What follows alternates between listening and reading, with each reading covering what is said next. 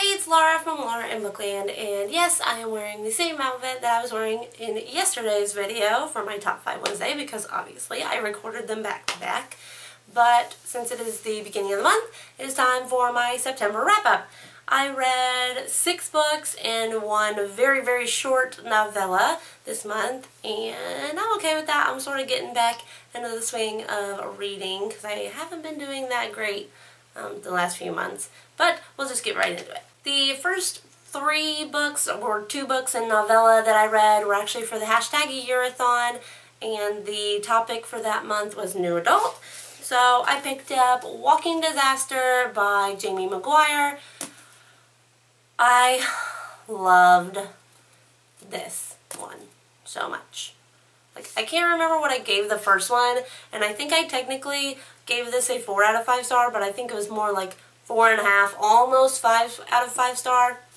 And just to tell you guys a little something that I'm sort of ashamed of, I read this book. It put me in a reading slump because all I wanted to do was go back and reread parts. And not only did I go back and reread parts, but I found the audiobook on YouTube and I proceeded to pretty much listen to the entire book again. So, yeah, if you want to really say, I probably read 7 books and a novella because I did this one twice. But yeah, loved, loved, loved this one. I almost liked it more than the first book because Travis's point of view is, I don't know, I thought it was better than Abby's point of view because Abby could be sort of whiny and, I don't know, almost clueless. And he's just like so angry and full of rage, and there's almost so much more emotion to this one, even though obviously I didn't agree with everything he did, and he's definitely sort of crazy, but yeah, I really, really, really loved this one. The next book I picked up was A Beautiful Wedding by Jamie McGuire. This is technically also a novella. It is number 2.5, so it comes after Walking Disaster. I gave this a 3.5 out of 5 star. It's really short. Obviously, it follows, you know, a beautiful wedding. That's really all I'm going to say about it because there obviously are some spoilers. But yeah, this is pretty good. Like, you wouldn't really be missing out on anything if you didn't pick it up, but I still sort of enjoyed it. And then the third thing I read during the hashtag a Yearathon was Mrs. Maddox, which is number 1.5 in the beautiful duology or series, whatever you want to say. I gave that a 4 out of 5 star, probably closer to 3.5 out of 5 star. It was like, I don't know, 5 pages or something. It was definitely not very long. It came after their first Valentine's Day, I think, is what it was a glimpse of. It was okay. Like I said, nothing special. Again, you definitely would not be missing out on anything if you did not read that book. The next book I finished, which I am really proud of myself, is Adaptation by Melinda Lowe. I really enjoyed this book, even though it took me forever to read it.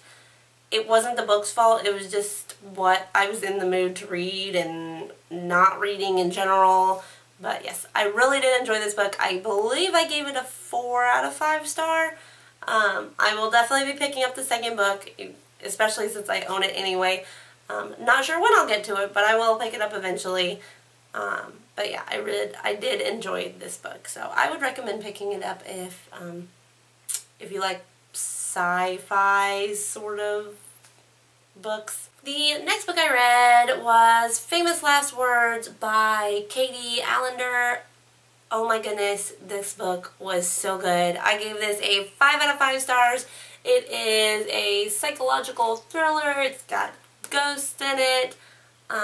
Really, really good. This is the same author that wrote Marie Antoinette Serial Killer and the Bad Girls Don't Die. I'm not really sure what the name of that. Yeah, Bad Girls Don't Die trilogy. I have not read either of those, but the Bad Girls trilogy has actually been on my radar for quite a while, so now that I have read and absolutely loved this book, I will most definitely be picking up that trilogy. I actually guest reviewed this on another blog, which I will leave a link down to below. But yeah, really, really, really loved this book. This is an art copy, so I will definitely be going and picking up a finished copy, which actually just came out on the 30th, but I didn't see it at my Barnes & Noble when I was there today, so I'll have to keep an eye open for that. And then I also read Horror Store by Grady Hendrix. This is a book that is set up to look like a catalog. Let's see if I can find one. It's set up to look like a catalog, so you get like a little picture here and the description of what the piece is. It is sort of like an IKEA store, but in this book it's called Orsk. And they actually do mention IKEA in the book, I believe. So this is like a competitor almost, but it's pretty much bad things start happening in the store, especially when 3 employees, well, it's 5 employees technically, stay overnight. And yeah, it sort of sounded like there could be a sequel at the end of the book, but I don't think there's going to be. But I did enjoy it. I believe I gave this a 4 out of 5 stars, I think is what I gave it. But yeah, I really did enjoy this. This came out last week, I believe, on the 23rd. Yeah, this came out on the 23rd. So yeah, if this sounds interesting to you, I would recommend picking it up. And then the last book I read, I was on top of my review books this month, guys, is Of Monsters and Madness by Jessica Verde. I actually finished this on September 30th, so on the last day of the month. I was disappointed in this book. I gave it a 3 out of 5 stars. It's supposed to be like Edgar Allan Poe.